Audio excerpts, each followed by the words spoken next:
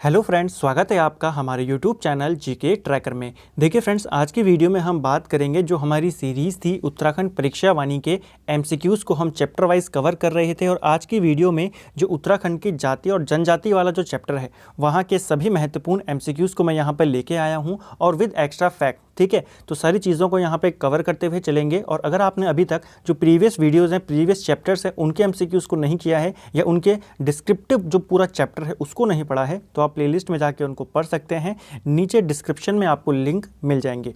तो चलिए वीडियो को शुरू करते हैं और वीडियो के एंड में अपना स्कोर ज़रूर आपने कमेंट करना है कि आपके यहाँ पे स्कोर कितना बना है।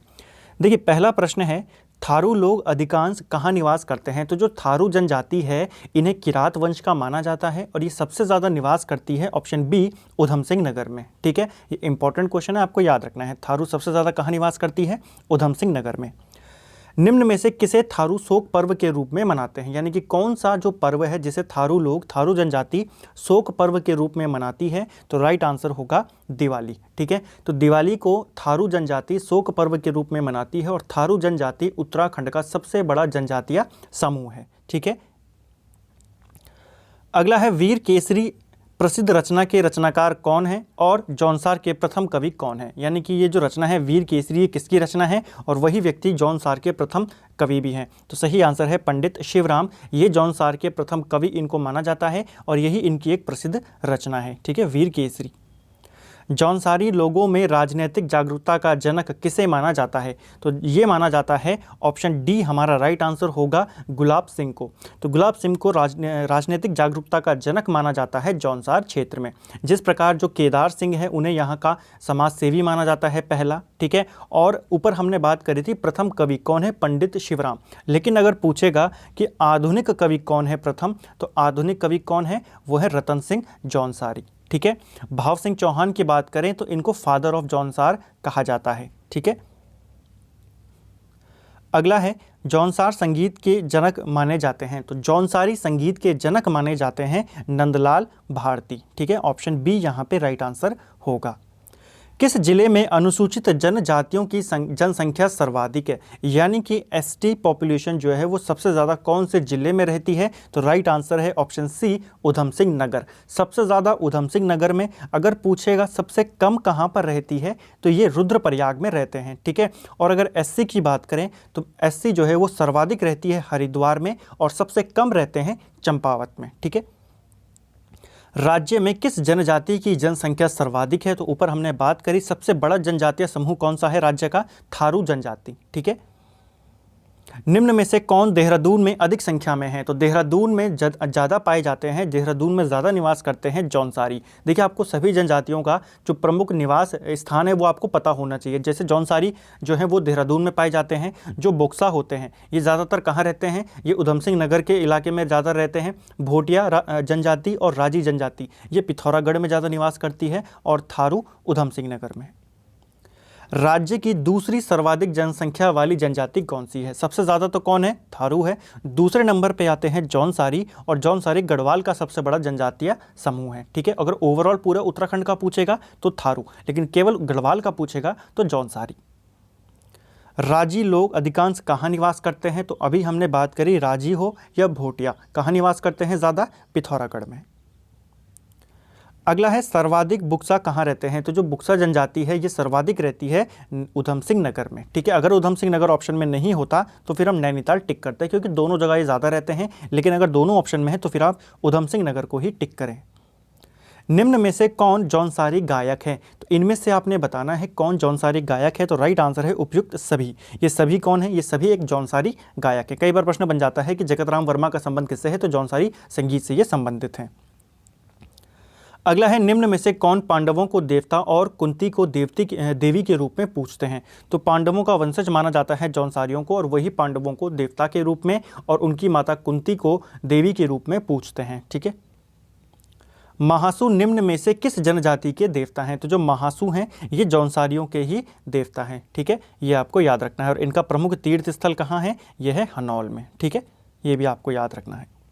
निम्न में से कौन जनजाति उत्तराखंड में नहीं पाई जाती है? ये तो बहुत ही आसान क्वेश्चन था, आपको पता है सभी पाई जाती हैं। खरवार जनजाति उत्तराखंड में नहीं पाई जाती है। अगला है 15 नवंबर 2003 को राज्य की 3 जातियों को पिछड़ी जाति में शामिल किया गया, निम्न विकल्पों में से कौन एक नहीं है? तो राइट आंसर है यहाँ पर ऑप्शन सी, नारंग जाति जो है इसको 2003 में शामिल नहीं किया गया था, बाकी इन तीनों को शामिल किया गया था। ठीक है, ऑप्शन सी इसका राइट आंसर होगा।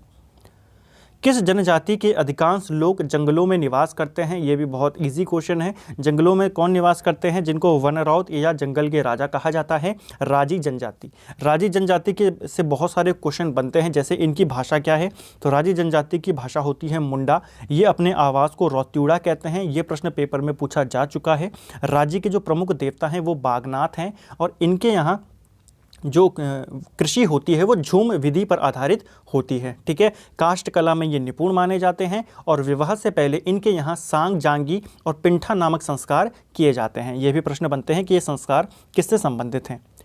अगला है, किस जनजाति के लोग तिब्बत से व्यापार करते थे? तो तिब्बत से व्यापार करते थे भोटिया जनजाति। और किस पद्धति से करते थे? गमैया पद्धति से ये तिब्बती लोगों से व्यापार करते थे। ठीक है, ये आपको याद रखना है, भोटिया।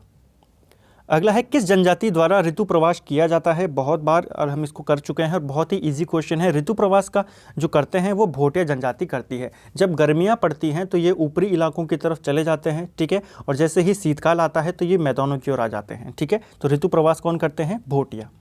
खुमरी नामक राजनीतिक संस्था किस जनजाति में पाई जाती है? तो ये संस्था पाई जाती है जौनसारी में। ठीक है, और इनका जो प्रमुख होता है उसे सयाना कहते हैं। ठीक है। अगला है, तुबेरा, बाजू और तिमली किस जनजाति के लोकगीत हैं? तो ये सभी लोकगीत हैं, किस जनजाति के आपने बताना है। राइट आंसर है ऑप्शन सी, भोटिया जनजाति के ये लोकगीत हैं। ठीक है। अगला है, कर्क और मकर की संक्रांति किनके दो प्रमुख त्यौहार हैं? तो ये जो दो प्रमुख त्यौहार हैं ये राजी जनजाति के प्रमुख त्यौहार हैं। ठीक है, इनसे रिलेटेड सभी फैक्टों को हम ऊपर बात कर चुके हैं। महा हिमालय का सबसे अधिक जनसंख्या वाला जनजाति कौन सी है? देखिए, महा हिमालय की सबसे अधिक जनसंख्या वाली जो जनजाति है वो है भोटिया जनजाति। अब आपके 3 प्रश्न बन गए सर्वाधिक जनसंख्या के बारे में। देखिए, अगर पूछेगा उत्तराखंड की कौन है तो थारू, गढ़वाल की कौन है? जौनसारी, महा हिमालय की कौन है? तो भोटिया। ठीक है। अगला है, निम्न में से किस जनजाति के लोग अपने संबंधियों को सुवारा कहते हैं?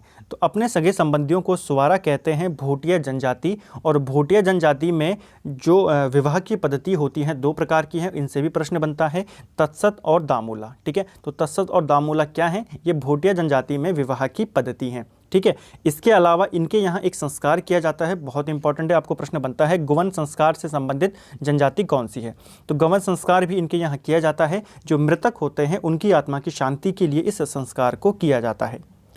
निम्न में से किनके मैत ग्रीष्मकालीन और गुंडा या मुंसा शीतकालीन आवास होते हैं? यानी कि गर्मियों के आवास को मैत और सर्दियों के आवास को गुंडा या मुंसा कहा जाता है, किस जनजाति में? तो राइट आंसर है भोटिया जनजाति में। निम्न में से कौन सा मेला जौनसारी लोगों से संबंधित है? तो राइट आंसर है यहाँ पे महासू देवता मेला। ठीक है, तो महासू देवता इनका संबंध ही जौनसारियों से है। तो इनसे रिलेटेड जो भी चीज़ आती है वो सीधा कहाँ संबंधित होगी? जौनसारियों से संबंधित होगी। अगर जौनसारियों के बारे में अगर हम कुछ बातें करें इनके बारे में, तो देखिए ये मेला तो हो गया। इनके अलावा इनके कुछ प्रमुख त्यौहार हैं जिनमें जागड़ा एक प्रमुख त्यौहार है। ठीक है, नुणाई एक बहुत ही प्रमुख त्यौहार है, पेपर में पूछा जाता है नुणाई का संबंध किससे है? तो ये भेड़ पालकों या जो पशुपालक होते हैं उनसे है। ठीक है, इसके अलावा जौनसारी दीपावली को भी मनाते हैं, लेकिन राष्ट्रीय दीपावली के 1 महीने बाद ये दिवाली को मनाते हैं। ठीक है, इनका एक प्रमुख त्यौहार बिस्सू भी है, बिस्सू त्यौहार या बिस्सू मेला भी यहाँ लगता है। और इसके अलावा ये जन्माष्टमी को भी मनाते हैं अठोई त्यौहार के रूप में। अगला है, उत्तराखंड राज्य की विधानसभा में अनुसूचित जाति के लिए कितनी सीटें आरक्षित हैं? अनुसूचित जाति यानी कि एससी के लिए बात हो रही है, और आपको पता है एससी प्लस एसटी टोटल 15 सीटें हैं। ठीक है, जिनमें 13 सीटें एससी के लिए हैं, एसटी के लिए 2 सीटें हैं। तो राइट आंसर हो जाएगा 13। अगला है, उत्तराखंड विधानसभा के लिए अनुसूचित जनजाति के लिए कितनी सीटें आरक्षित हैं? अब यहाँ पे एसटी की बात हो रही है, तो 2 आंसर यहाँ पे सही हो जाएगा, नानकमत्ता और चक्राता। राज्य की कितनी जातियों को अनुसूचित जाति की श्रेणी में शामिल किया गया है? यानी कि कितनी जातियों को एससी घोषित किया गया है? तो राइट आंसर है ऑप्शन डी 65। निम्न में से किसके बलिदान दिवस पर प्रत्येक वर्ष 3 मई को चौली थात में मेला लगता है? तो चौली थात में मेले का आयोजन होता है वीर केसरी की स्मृति में। 3 मई 1945 को इनको फांसी दी गई थी। भोटिया जनजाति में कंडारी नामक उत्सव कितने वर्ष बाद मनाया जाता है? तो कंडारी नामक उत्सव भोटिया जनजाति मनाती है और ये हर 12 साल में इसको मनाया जाता है। अगला है, निम्न में से रोम्बा किसकी भाषा है? तो रोम्बा से भी बहुत प्रश्न बनते हैं कि रोम्बा जो है ये किस जाति की भाषा है, कौन सी जनजाति की भाषा है? तो जो इसका राइट आंसर है वो है जाड़ भोटियों की। ठीक है, आपको पता है जो भोटिया जनजाति है ये अलग अलग जिलों में इनको अलग अलग कहा जाता है। जैसे जो भोटिया हैं जो उत्तरकाशी में रहते हैं उनको जाड़ भोटिया कहते हैं, जो पिथौरागढ़ में रहते हैं उनको जौहारी और शौका कहते हैं। इसके अलावा चमोली में जो भोटिया लोग रहते हैं उन्हें मारचिया और तोलछा कहते हैं। ठीक है, तो उत्तरकाशी के जो भोटिया हैं जाड़ भोटिया, उनकी भाषा है रोम्बा। निम्न में से किसमें युवाओं और युवतियों हेतु चौपाल की प्रथा प्रचलित थी? चौपाल यानी कि जो युवागृह या रंगभंग जो इनके यहाँ प्रथा थी वो किसमें प्रचलित थी? ये भोटिया जनजाति में प्रचलित थी। उत्तराखंड के किस जनजाति के लोग बागनाथ देवता की पूजा करते हैं? तो बहुत इंपॉर्टेंट है और ऊपर हम इसकी बात कर चुके हैं जब हमने राजी जनजाति से रिलेटेड जो फैक्ट देखे थे। ये राजी जनजाति के प्रमुख देवता हैं, बागनाथ देवता।